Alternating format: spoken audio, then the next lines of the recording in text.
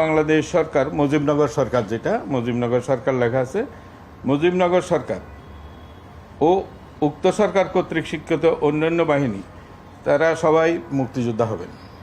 তার মানে মুজিবনগর সরকার ইটসেলফ এবং তার দ্বারাই স্বীকৃত অন্যান্য সকল বাহিনী ও বাহিনী যারা সশস্ত্রভাবে যুদ্ধ করেছে তারা সবাই মুক্তিযোদ্ধা হবেন।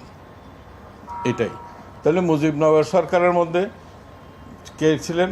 শেখ মুজিবুর রহমান ছিলেন, সৈয়দ নজরুল ইসলাম সাহেব ছিলেন, তাজউদ্দিন সাহেব ছিলেন, মনসুর আলী সাহেব ছিলেন, কামরুজ্জামান সাহেব ছিলেন, খন্দকার মুস্তাক সাহেব ছিলেন।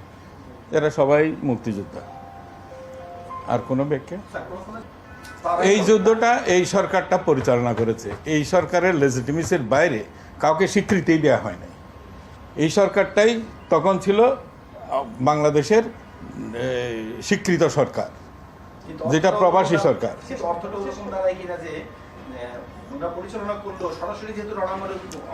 এটা হয় নাই, কারণ রণাঙ্গনটা ওনারা পরিচালনা করেছেন।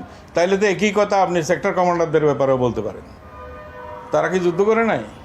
যুদ্ধ ডিজাইন করেছে, যুদ্ধে কারা যাবে না যাবে সেটা পরিচালনা করেছে। ঠিক একই রকমের মুজিবনগর সরকার তো পুরো যুদ্ধটা পরিচালনা করেছে। মুক্তিযোদ্ধাদের জন্য রেশন কোথার থেকে আসবে, অস্ত্র কোথার থেকে আসবে, কি এগুলি সব এই সরকার করছে না। তো ফলে এইটা তো ঐতিহাসিক সত্য যে এই সরকার পুরো যুদ্ধটা পরিচালনা করেছে। তো এটা কেমন করে ইতিহাস পরিবর্তন করা যায়? এটা একটা মিসলিডিং হয়েছে নিউজ। এটা আমার মনে হচ্ছে যেন এটা সত্য হয় নাই। আমরা তো এখানে সুস্পষ্টভাবেই বলা আছে, ওইটা মুজিবনগরের কর্মচারীরা, ওইখানে মুজিবনগর সরকারের অধীনে যে সমস্ত বেতনদারী কর্মচারীরা ছিল তাদেরকে বলা হয়েছে সহযোগী, সরকারকে বলা হয়নি। ওইটাই। আর এমপি এমএলএদের মধ্যেও যারা সশস্ত্রভাবে এসে যুদ্ধ করেছে তারাও মুক্তিযোদ্ধা। সর্বাঙ্গীনভাবে এইটাকে মর্যাদাশীল করা হয়েছে। এটা এই নয় যে যারা সহযোগী মুক্তিযোদ্ধা হবেন তারা মর্যাদা ক্ষুণ্ণ হয়েছে, এইটা মোটেও না। কারণ ওই অবদানও অসাধারণ এবং সেইভাবেই ওনাদেরকে সম্মানিত করা হচ্ছে। কে কী ধরনের ভূমিকাতে সেই সময় অংশগ্রহণ করেছিলেন। এই ক্ষেত্রে সুবিধাদি রাষ্ট্র কর্তৃক প্রদত্ত ভাতা ইত্যাদি নানান সুবিধার ক্ষেত্রেও কোনো বৈষম্য নাই, সবাই সমান।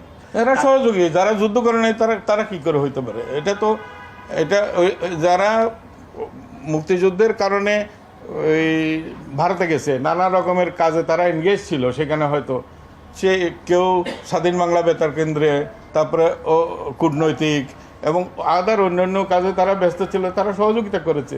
তারা তো রণাঙ্গনে এসে তো লড়াই করে নাই। আমি বলতে হচ্ছে মুক্তিযোদ্ধার সংগঠনগুলোর সাথে আমরা যখন অনেক কটা সিরিজ মিটিং করেছি এই সমস্ত সংগঠনগুলোর সাথে, তাদের সবারই দাবি এইটা শুধু আমরা নতুন করে প্রবর্তন করি নাই। এটা 72-তে ছিল, 72-এ ছিল, এই সেম এই যে সংজ্ঞাটা আমরা এখন দিলাম এইটা সেম ছিল। এটা পরিবর্তন করেছে 2018-তে এসে, এই সংজ্ঞাটাকে চেঞ্জ করেছে। 2022-এ এসে চেঞ্জ করেছে, দুইবার চেঞ্জ হয়েছে। এখন আমরা সেটাকে আবার ওই যে 72-এর সময় যে সংজ্ঞাটা ছিল, যখন ওই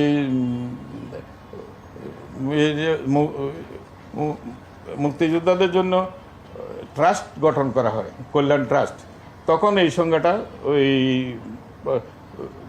মুক্তিযোদ্ধাদের দেওয়া হয়েছিল।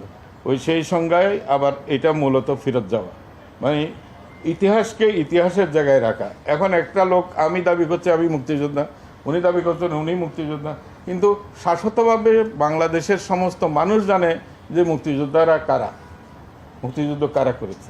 এটা কোনো মিসলিডিং নাই।